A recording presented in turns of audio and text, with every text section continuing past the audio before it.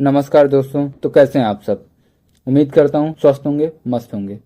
तो चलते हैं अपने वीडियो की तरफ।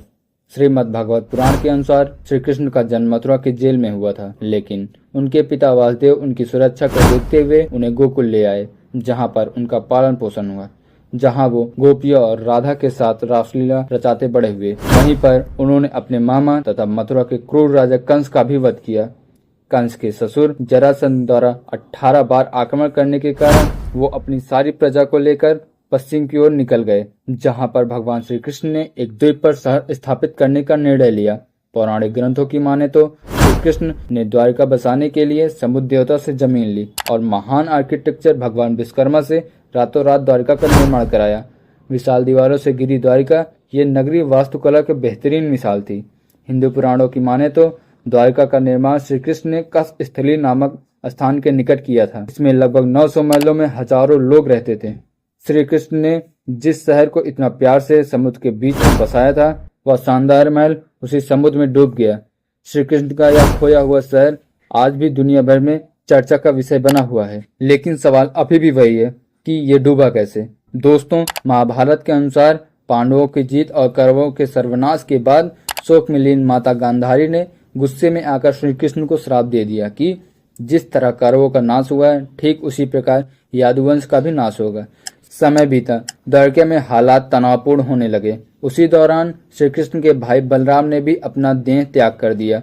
उसके बाद श्री कृष्ण उदास होकर विचरण करने लगे।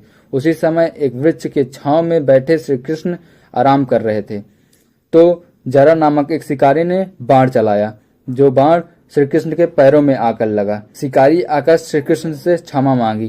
कान्हा ने उसे अभयदान देकर देह त्याग कर दिया। यह बात अर्जुन को पता चली तो अर्जुन आकर शेष बचे लोगों को अपने साथ हस्तिनापुर लेकर चले गए। जैसे ही लोगों को लेकर अर्जुन ने नगर छोड़ा, उसी क्षण नगर और राजमहल समुद्र में समा गया। चर्चित कहानियों के मुताबिक गांधारी के अलावा दूसरा श्राप श्री कृष्ण के पुत्र शमा को दिया गया था। दरअसल महर्षि विश्वामित्र, देव ऋषि नारद और ऋषि कब द्वारका गए थे, तब श्री कृष्ण के पुत्र शमा ने स्त्री के वेश में आकर उनका अपमान किया था, जिसके व्यवहार से क्रोध में आकर उन्हें श्राप दिया कि इसके गर्भ से एक मूसल उत्पन्न होगा, उसी से यादुकुल का नाश होगा। महाभारत के 33वें और 34वें श्लोक के अनुसार जिस दिन श्री कृष्ण 125 वर्ष के बाद शरीर का त्याग कर आध्यात्मिक जीवन में शामिल हुए, उसी दिन नगर अरब सागर में डूब गया और यही समय था जब कलयुग की शुरुआत हुई। दोस्तों, वैसे तो द्वारका आज भी एक रहस्य है, पर आज भी इसके अवशेष पानी के नीचे खोजे जा रहे हैं। आइए जानते हैं कि हमारे आर्कियोलॉजिस्ट क्या कहते हैं। काफी समय से जाने माने शोधकर्ताओं ने पुराणों में वर्णित द्वारका के रहस्य का पता लगाने का प्रयास किया, लेकिन वैज्ञानिक तथ्यों पर आधारित कोई भी अध्ययन कार्य अभी तक पूरा नहीं किया गया है। 2005 में द्वारका के रहस्य से पर्दा उठाने के लिए अभियान शुरू किया गया था। इस अभियान में भारतीय नौसेना ने भी मदद की थी। अभियान के दौरान समुद्र की गहराइयों में कटे छटे पत्थर मिले और यहाँ लगभग 200 अन्य नमूने एकत्र किए गए, लेकिन आज तक यह तय नहीं हो पाया है कि यह वही नगरी के अवशेष हैं अथवा नहीं जिसे भगवान ने बसाया था।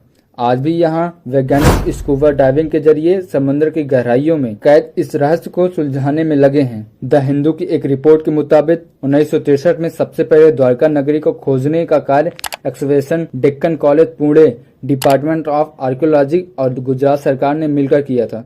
इस दौरान लगभग 3000 साल पुराने बर्तन मिले थे। इसके तकरीबन एक दशक बाद archaeological survey of India under water archaeologic wing को समुद्र में कुछ तांबे के सिक्के और ग्रेनाइट के स्ट्रक्चर मिले।